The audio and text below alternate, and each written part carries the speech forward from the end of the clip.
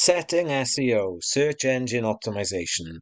So this is the dashboard on Wix for my Ollybob's website, and I've decided to bring it to this one because I've kind of got more or less everything set up, and it's trading at this point then, rather than showing you like an empty one, which I was starting to do in the previous videos. So on the Home tab, you'll notice that there are things about kind of connecting a domain and the analytics and so on, and this is something we're going to have a look at a little bit later on. But if I scroll down a little bit, you'll see that they're even at this stage, they are giving me suggestions to how I can actually do things on my website to increase the visibility of my business then. So I get more customers coming in and obviously make more money by selling my products. And one of my activities a bit further down is actually talking about how well I'm currently performing on Google. And it's also giving me the option to manage my site's SEO.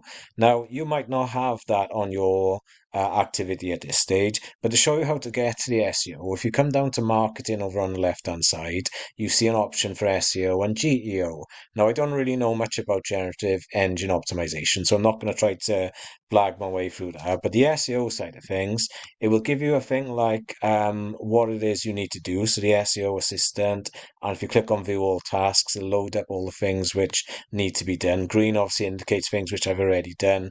Red, and that's a high priority, is something I will need to go and have a look at. So let's just see what that is. I've got to connect to Bing, so I've got to make sure I do that. So what's really lovely about this is it gives you a list of things which they are suggesting you do to make you score higher. And the whole point of scoring higher is you then appear higher up on the Google search results. So if I do a search for Ollie Bob's gifts and I've deliberately not spelt it correctly there, you can still see that I appear quite highly on the list. And if I do a search for some of the metadata, like, I don't know, selling high quality gifts, which I've deliberately put into my site description, then hopefully I would still kind of appear higher up on this list somewhere. But in terms of scoring, then, it doesn't actually give you a score as such. But if I go to the continue setup bit here, I think it might take me back to that list I was just a second ago on the checklist. Homepage ready for Google search. There we go. This is what I was looking for. Keywords. So if I click on this, the little the edit details, I've said what my business name is. I've put in keywords which will bring me up if people do a search for retro or t-shirts or jewelry or mugs on Google. And it also gives you the option to tell people whether or not you are someone who can serve people all across the world, locally or nationwide, which is a nice touch, I think, as well.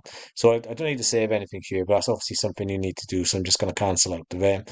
And as I scroll down, you'll see that there are 25 of the 46 tasks I could have done. Well, there's a lot there, 21 or so. I still need to do to make my website even more viewable or findable. And I take it that's what these red bits are here. Now, this part here, it's basically saying that on one of my images on my homepage, if I click on Go for it, doesn't have alt text. Now, the idea is on every image you put up on your website, and you can do it in the editor itself, or you can actually get this little wizard to do it for you. I don't know why that won't go away. I think that's gone now.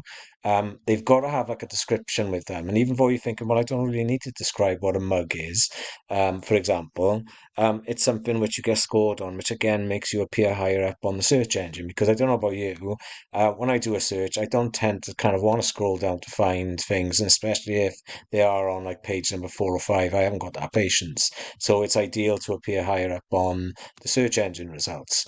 So the idea is you go through all of these, and anything which has got red on them, you kind of make sure you do. So like the alt text, I need to sort out on some of these. The pages meta description, so that was the description of what's actually going to be on that page. That's what I was talking about at this part here as well. And your titles. So you've got to make sure that your titles themselves actually are clearly understandable, because on my Ollybob's website, if I just quickly jump on there, that's the home page. But if I go to the mugs page, then it's quite obvious, but that's the mugs page. So I've deliberately made it simple so these things are easy to find then. So that's the SEO checklist for you to go through. There are other things which are a bit further down as I scroll through it. It'll give us kind of an idea of how well we're performing, how many people are coming to our website, how many people are engaging on it, and the same for these bits and pieces as well. So it's basically showing me that I'm getting more people coming to look at these. And the idea is obviously the more people who can find your website, who can come onto your website, then the more likely you are to make a bit more money. And a bit further down, we just talked about the checklist. There's the settings as well to go and have a look at. I would go through all of these options at the bottom and do your best to fill in what you can on those, and I'll support you as best as I can with them as well. Because the better you do at these, the more kind of filled in all these sections are, then the more noticed you will be as a business on the internet.